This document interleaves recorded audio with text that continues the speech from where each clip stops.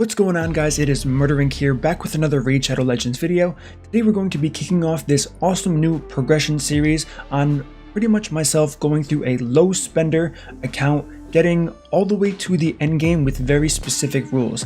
I want to do this a bit differently and make sure it's as entertaining for myself as it is going to be for you guys, so I don't end up stopping this series before I can really get many videos into it. So since we have a lot to go over, let's pretty much go over the ground rules of what I'm actually going to be doing in this series so you have the full understanding. As I mentioned, this is going to be a low spender account. Now, what does low spender exactly mean? This account is going to be purchasing the monthly gem pack, which is going to be $10 US every single month, and I'm going to be given a budget of $25 per month to spend on anything that I feel is valuable. However, with that being said, there are some limitations on what I can buy. I have ruled out shards for myself, chickens for myself, pretty much anything besides gems and energy. On top of that, I decided to add some really cool rules to this mini challenge that I'm doing to keep this as interesting for myself as it will be for you guys. So I'm going to be using only rare champions, only uncommon champions, and only common champions. Now, this also includes login rewards, so any epics or legendaries from the login rewards I will not be using. Now, while everyone does have access to these login rewards, I'm simply doing this to add a higher challenge factor to myself, because in my opinion it's going to be a lot more fun for me personally if I have to go through this without using those champions that we all have access to. So we definitely have a lot to go over, so let's get right into it. So the first thing I want to show you is going to be my Excel sheet that I've currently been using. Now, as you can see here, total time played, I have played this for 26 hours already. I've been doing this on stream, having an absolute blast. I did purchase the monthly gem pack on the 18th of February, so that's 2 days ago from when I'm recording this video right now. I have not spent any of my $25 with that monthly budget limit. I'm still kind of figuring out and planning where I do actually want to spend that money. So I'm going to be doing this and kind of showing this throughout all of the videos so we can keep tabs on what I'm spending on and what value I did get out of that, as well as the total playtime in hours. Since I'm pretty much only streaming the content for this, I am logging on for a few minutes here and there to make sure I'm checking the market for valuable pieces that will help me in the progression overall.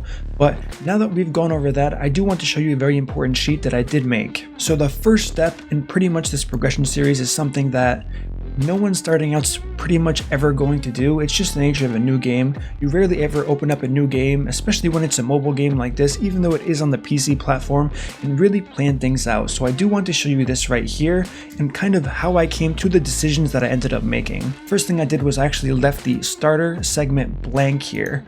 Why I did this is because I wanted to see all of the farmable champions that I could have gotten, and then after that found the best starter for what I actually needed. And that ended up being Aethel. To many people's surprise, I know lots of people say Kale is the best starter no matter what. However, after the account prep that I did do, which took me about 2 to 3 hours to fully make after going through everyone's kit, so on and so forth, Aethel did make the most sense for me to maximize my potential in progressing through this with the rules of the challenge that I did lay out for myself. As you can see here, there are definitely going to be some champions that are missing. It's because I already have them in my account. We're going to go over that when I start going over my account itself. The champions I have yet to get from the campaign, obviously Berserker from the Deadlands, War Maiden from the Deadlands, Diabolus from Brimstone, Executioner, we do have Asterisks here. It's because I'm not quite sure if I'm going to use him yet. This is going to be, as I get there, I'm going to figure out if I do in fact need him. Conqueror as well from Karat Castle, Spirit Host from Durin Forest, Templar from Vladimir Strait, and champions to get from the market. The only one I had was Armiger and Outlaw Monk, and I actually did get an Armiger. So together we can cross that one off of the list and remove this section of my account prep overall. So as mentioned before, most new players will never do this, and in the very unlikely case where a player hasn't started playing this game, they actually find this is probably the best way to approach any single account, whether you're free to play, wheeling out, or going to be a low spender in this game. Always plan ahead, but like I said, to have the knowledge to plan ahead when you're just starting out is pretty much impossible. But if you are looking to start a second account, whether it's free to play or you want to spend with a low budget like I'm doing here, this is definitely going to be your best way of going forward to make sure you are maximizing your efficiency. Alright guys, so now that we have gone over that, let's talk about my account where we're at right now so we can kind of move forward and go on through to the next episode so you know what to expect. So as we can see here, I am level 30 at the moment, and the first thing I do want to say is this is so much different than when I started and made another account in series like this 7 months ago. The fact that the forge is in the game, they have done some minor tweaks to the missions that I've noticed. It's so much better than it was, and I can't stress that enough. First of all, the forge in itself, as soon as I hit level 30, I was amazed at the amount of gear that I could get from that. That was never possible before this, so I'm really glad they did add that to the game. Now let's take a quick look at my roster. I ended up doing something very interesting on this account. I'm actually not using Aethel as my main focus. I am using Shield Guard. This was the goal from early on. I knew him being an uncommon, I was more likely to get him than any other rares, and I do know a little bit about his kit, and I saw how good he can be in application, so I decided to full invest. He was the first 50 that I actually went for on this account. Now I am trying something a little bit different, and you can definitely give me your feedback in the comments if you think this was the right call or not. Instead of me rushing a 6-star champion, in my personal opinion, it was best for me to get a few level 50s first so I'm constantly farming, because 12-3 isn't going to be my main source of farming. Based on what I still need to farm as far as champions go, and the fact that rare books aren't as easy to get, I'm going to be needing rare champions and then copies of those rare champions to fully book them, especially being War Maiden. With that being said, I'm going to be farming most of my food in the Deadlands to get champions like Berserker and War Maiden fully booked out. With that being said, my approach to this is going to be, instead of rushing a 6-star, trying to rush as many 5-stars as possible. As we can see, I currently have 2 5-stars after the total playtime of 26 hours with only the monthly gem pack that I did purchase, so I feel like I'm doing pretty well as far as progression goes. I also have Aethel here, as we can see, with pretty decent gear, and then finally Roughstone. And let me just show you Roughstone's gear. While I don't have the silver to upgrade it, look how lucky I got with the forged gear straight out the gate. Crit damage gloves with the double crit rate roll, as well as defense. This is probably going to be moved to Shield Guard later on in this account progression, since defense is so key to his kit. We have this amazing triple roll attack percent chest piece, which is going to be absolutely amazing. I can already see the difference for Roughstone here. Next, we have this awesome swift parry shield here with a double roll on the crit rate. Accuracy isn't going to do much to Roughstone, but it's definitely worthwhile now. And of course, I have speed boots on pretty much everybody. So while Roughstone isn't as common, let me quickly show you what he does. He has an AoE on the A1, and he's going to continually use this based on how much damage he does in most content. We have this A2 that hits extremely hard, also decreasing max health, and this A3 with a really cool mechanic that gives it a 50% chance of granting an extra turn if the attack is in fact critical, as well as ignoring 50% of the target's defense. So this guy's a monster damage dealer, and I'm really hyped about him. Now, something that's also interesting, I'm actually investing in Sister Militant. She's only 3-star at the moment, but I am going to be using her because Faction Wars is also something, as we can see from the forge gear that I've already gotten, that I have been focusing on, and I knew right away that Aethel was going to be key here, her being Sacred Order, and I knew how strong Sister Militant was as a common, easy champion to get. I got her very quickly right out of the market, put her to level 30, and I've been able to do very well in the Sacred Order Faction Wars already, granting me lots of extra glyphs that I can save for down the line. Outside of these 4 champions, there aren't really many other champions that I have been investing in at the moment, but let's talk about one thing very quickly. I do have the referral program. I have gotten my first Void Shard from that referral. And giving you a quick rundown on my campaign progression, I have fully cleared normal already, getting all of these stars required for that, and I've also gotten decently far in hard, but I do have quite a bit more farming to do in the Deadlands to see if I can proc any kind of drop for the War Maiden or Berserker. Now with that being said, what are the odds this happens? I pulled a Turvold. Now if you don't know this before, the progression series I did 7 months ago, I also got a Turvold out of my first Void Shard on that account. When we were doing this on stream, I was screaming this account was rigged, chat was streaming this account was rigged. It was a lot of fun.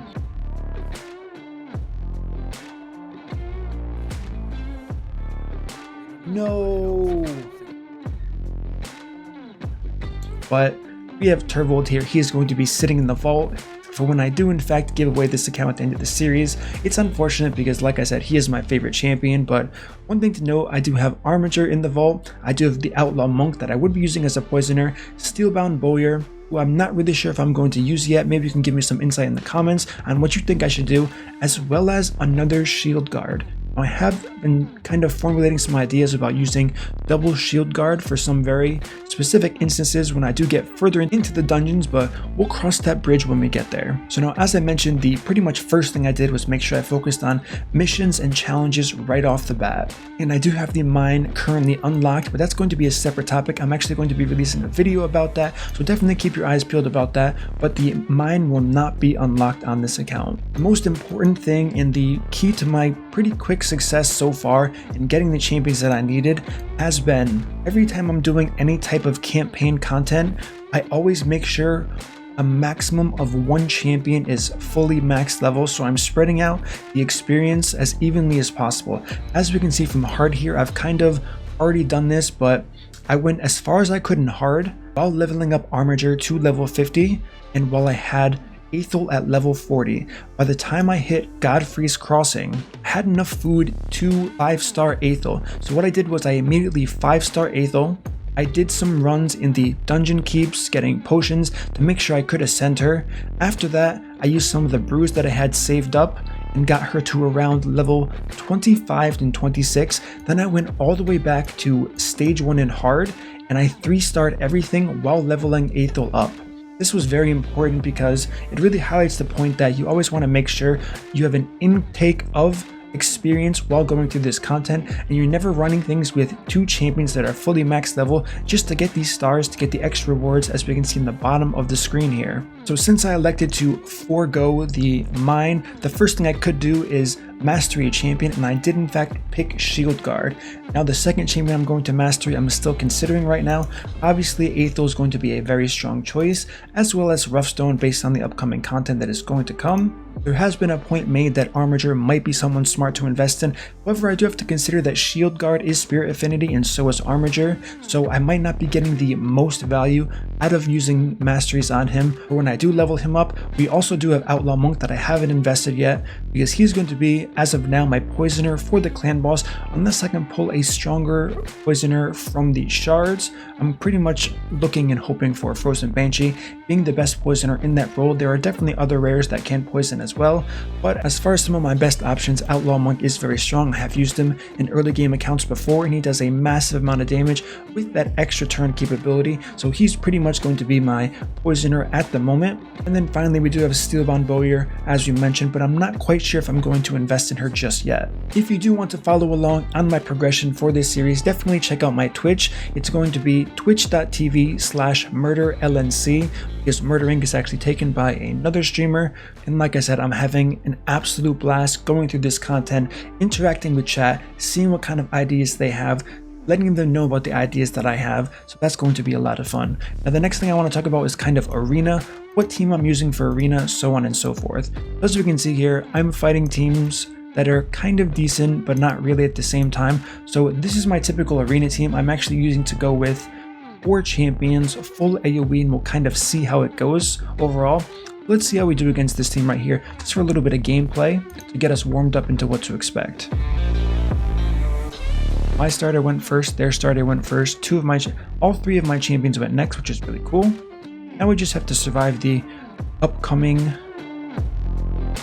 easy damage, and you guys are going to see it very quickly if you're not familiar with Shield Guard, the uncommon to the right here, on exactly how strong he is. To give you a quick showcase on how strong this champion actually is, I'm going to show you in a dungeon. This is kind of where I'm at currently, farming for potions for when I do in fact get that War Maiden.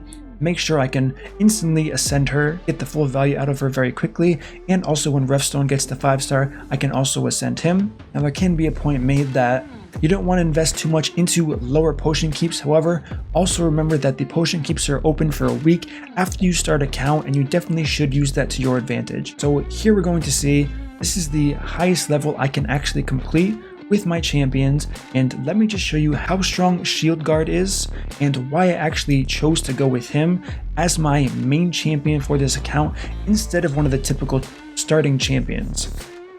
As we can see from the Masteries, actually I should show you the Masteries because it's pretty important, but if you're not familiar with this kit, he has an AoE that boosts the turn meter based on crits, and they also have Masteries that reduce the cooldown as well, and this guy is just an absolute tank. He has strong affinity here, so he's getting weak hits all the time, but he has lifesteal gear, he has a immortal set of gear, he's just taking no damage. He has decreased speed, which is very strong in all content. Probably one of the most slept on debuffs for early on content like this. If you can go 2 times for every 1 time the boss goes, it's going to be absolutely magnificent and pretty much crucial for progression if you want to go through things as smoothly as possible.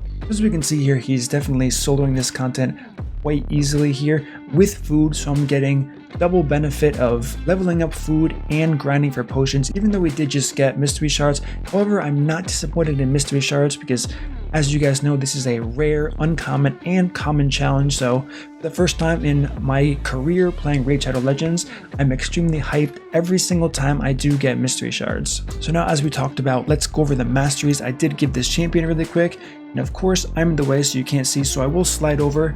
We have this extremely strong Cycle of Violence. He is going to be hitting very hard with that AoE ability, and the fact that he can reduce his cooldown is going to be amazing because he can just use it over and over again if you are lucky. I also have a Cycle of Magic with that 5% chance of decreasing the cooldown of a random skill by 1 at the start of a turn. All of these things together make things very strong moving forward. So outside of that, let me just show you my quick progression overall.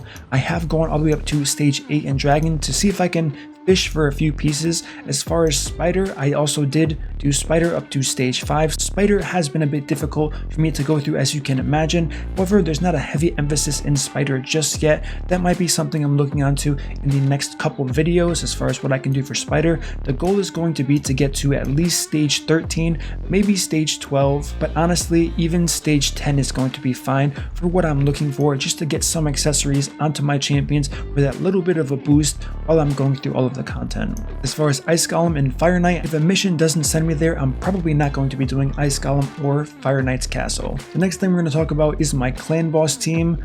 It's pretty decent so far, and you know, we'll keep these just in case. It's an awesome source if I needed it.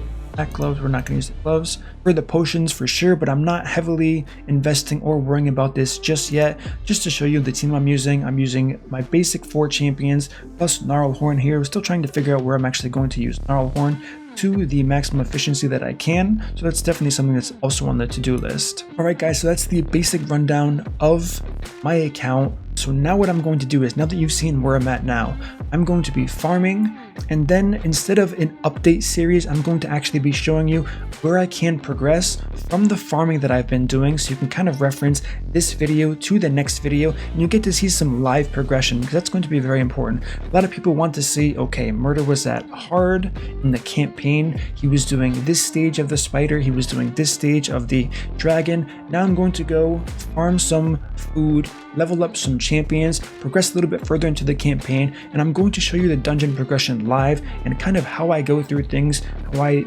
view the skills in my mind, show you some of the upgrades that I've gotten on the champions, so you can kind of follow along with me throughout this series on how I approach kind of the theory crafting of progression, instead of just giving you updates as to how I've gone from point A to point B. If you have any feedbacks that you want to see specifically on this account, definitely leave a comment below. I'm going to be interested. Or once again, tune into my Twitch and catch me live, and you can interact with me while I'm actually going through this account. We can have an awesome conversation for there. I've really loved the community that's been with me on Twitch. There's been tons of chatter on how I should go about this, what I should do here, so I'm really looking forward to this series a lot, and like I said, this has been the most fun I've had in Raid in a very long time. As always guys, if you enjoy this content, don't forget to subscribe, smash that like button, turn on the notification bell so you're notified when I drop my next video, and I will see you all in my next upload.